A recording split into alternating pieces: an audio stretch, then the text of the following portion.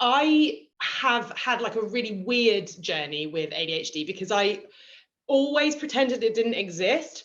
So when I hit adulthood, certainly, I think I never wanted it to be in my head, also not understanding it myself. I never wanted it to become like an excuse for not succeeding. So I literally pretended it didn't exist and almost forgot about it. I think, for example, Simon knew that I had ADHD, but so we must have mentioned it, but it was never, ever spoken about or a part of my life. Wasn't a defining characteristic. It was just there in the background. It wasn't a thing in my head whatsoever.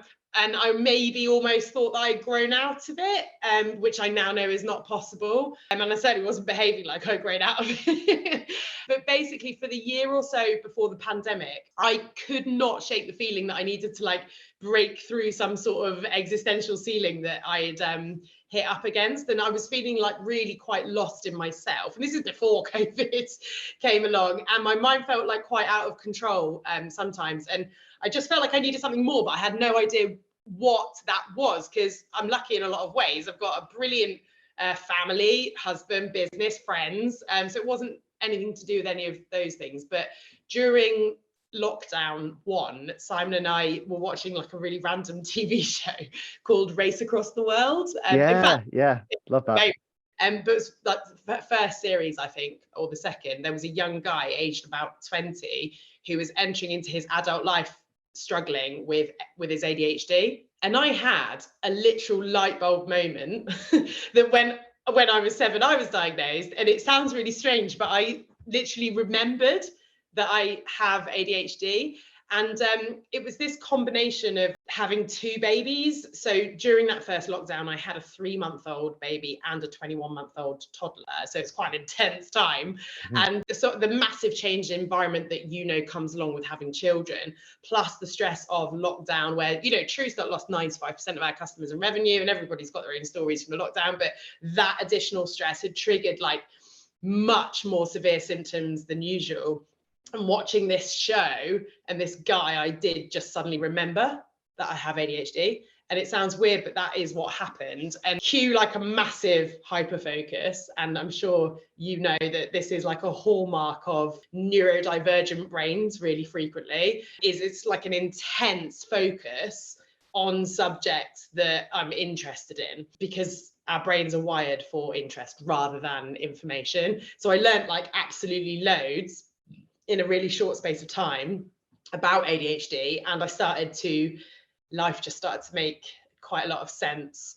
And I learned that I experience daily life quite differently from a neurotypical person. I always had this like adult diagnosis experience when I remembered, because I've heard people talk about this grief when they get diagnosed, or in my case, when they remember that they were diagnosed as a child, where everything makes sense and you can stop beating yourself up and you can be kinder to yourself and go, there isn't actually anything wrong with me. Because believe me, when you're trying to live in a society that is not really set up for how your brain works, you spend most of your days wondering what the hell is wrong with you.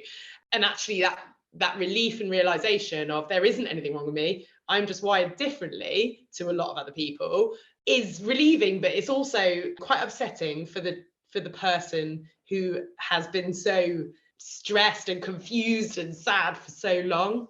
When I learned more about what ADHD actually is, which is a genetic neurobiological condition, don't get me started on the word disorder, not a fan, but it's caused by impaired neurotransmitter activity in one or more areas of the brain. And fundamentally, really oversimplifying it, brains with ADHD are living with a consistently lower dopamine level than a neurotypical person, which means that there's lots of symptoms associated, which I can go into, but probably there's a lot, right? But basically, I learned that my daily life is quite different to lots of other people, and that was quite mind-blowing, and still is to me now. So, for example, audio sensitivity. So sensitivity is quite a big thing for neurodivergent people, as I'm sure you know.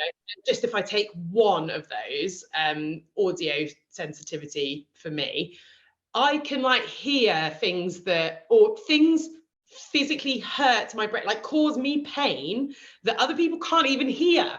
And that realization is still mind-blowing to me, and it is challenging on a daily basis if you've got a brain that can literally hear noises that other people can't hear, and not only hear them, but they're causing you pain.